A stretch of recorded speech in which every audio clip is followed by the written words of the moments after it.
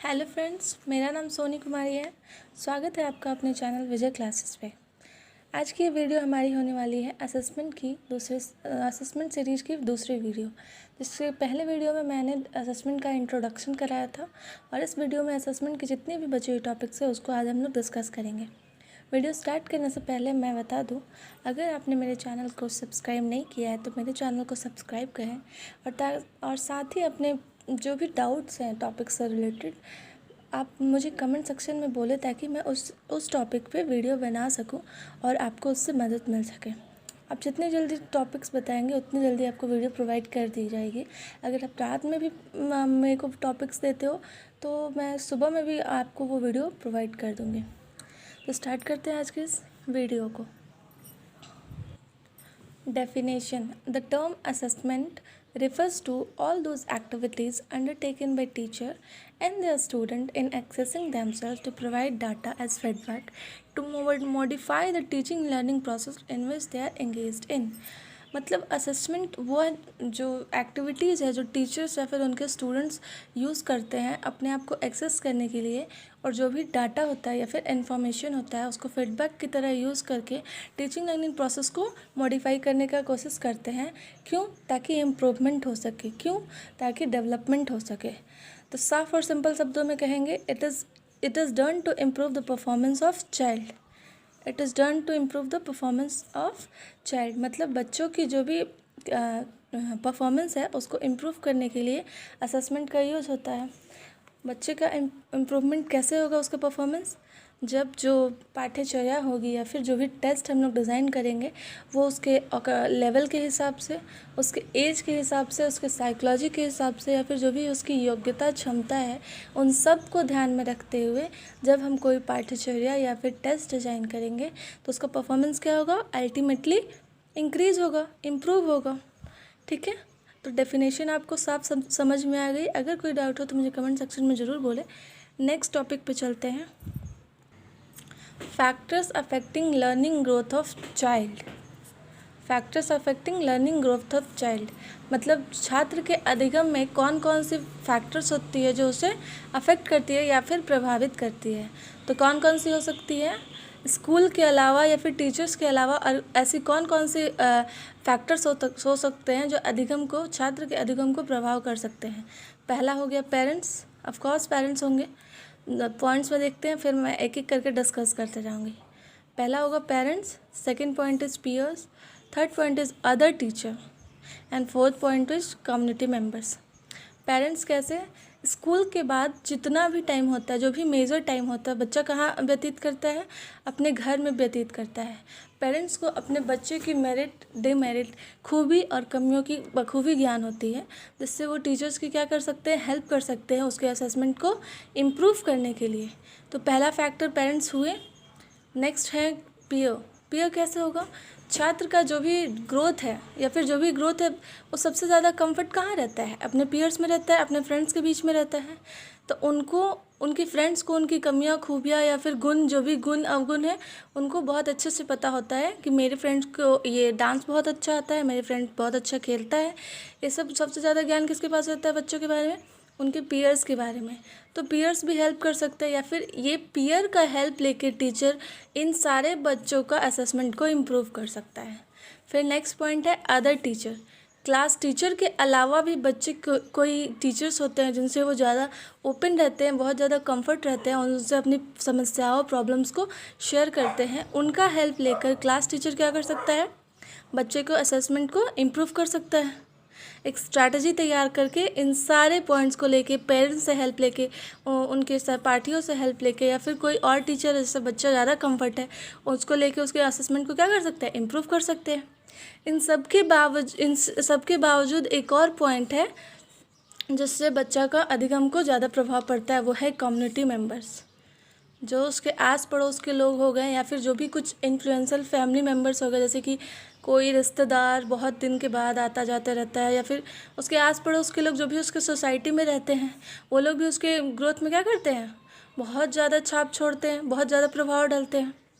तो इन सारे पॉइंट्स जो स्कूल के अलावा पॉइंट्स हैं, ये हैं जो क्या करते हैं? बच्चे के अधिगम को प्रभाव देते हैं, प्रभावित करते हैं।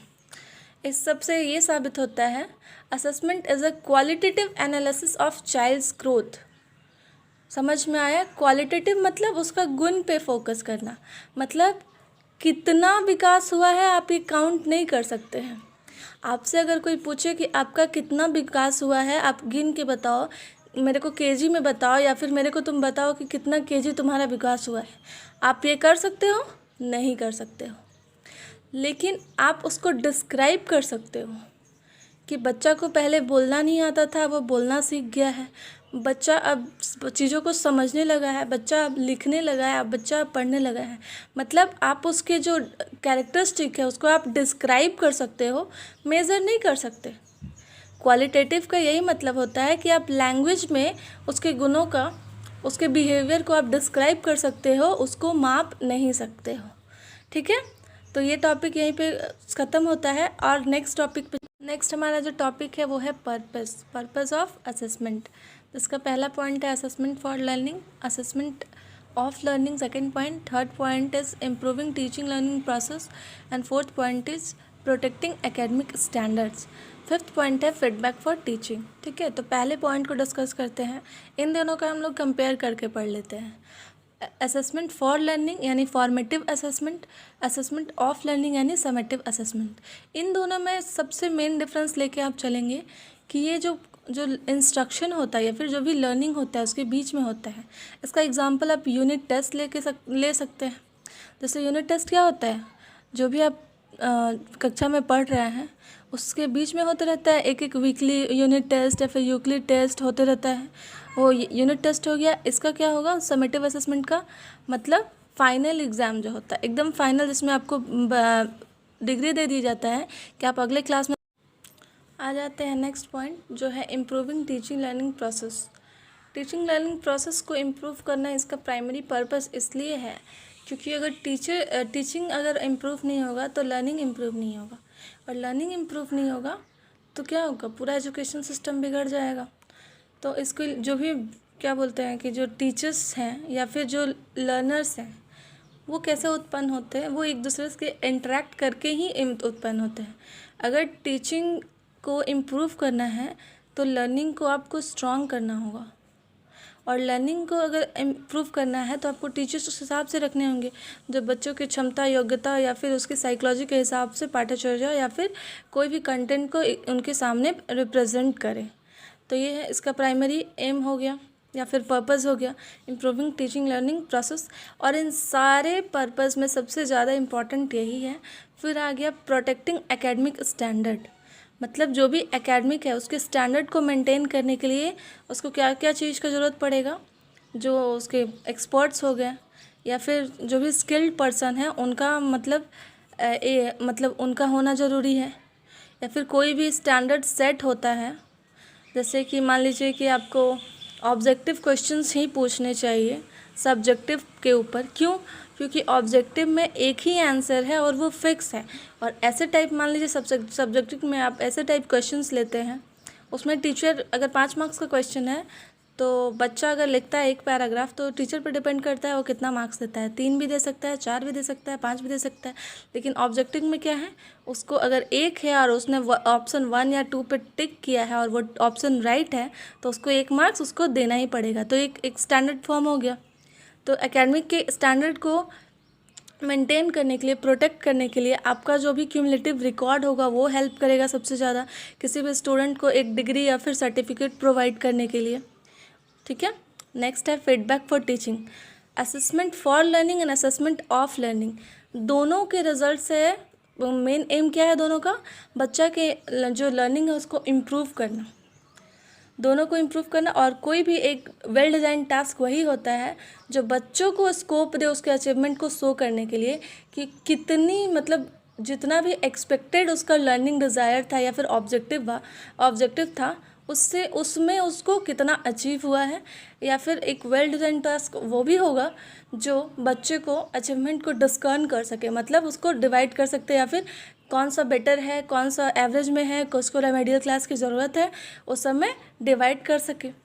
ठीक है, अगर सारे स्टूडेंट्स मिलके अगर क्लास में 10 बच्चे हैं और 10 का 10 70 से 80 के बीच में लेके आ रहे हैं मार्क्स, तो इसका ये मतलब है कि जो टेस्ट डिज़ाइन किया गया है, जो प्लानिंग हो रही है, वो सही तरह से नहीं है, क्योंकि कोई भी टेस्ट के डिज़ाइन में मिनिमम और मैक्सिमम एम ये रहता है कि कोई भी क्वेश्चन को एवरेज क्वेश्चन सबसे ज़्यादा होते हैं, और जो भी लो लेवल के होते हैं या फिर बहुत ही आसान बोल सकते हैं, वो भी क्वेश्चंस होते हैं पर बहुत लिमिटेड होते हैं।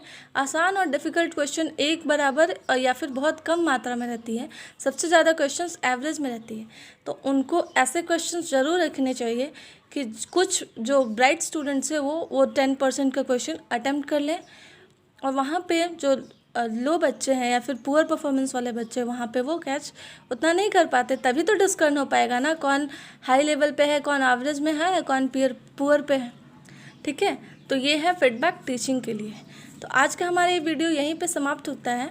अगर आपको मेरी वीडियो अच्छी लगी हो तो मेरे चैनल को like, share, subscribe and comment ज़रूर करें।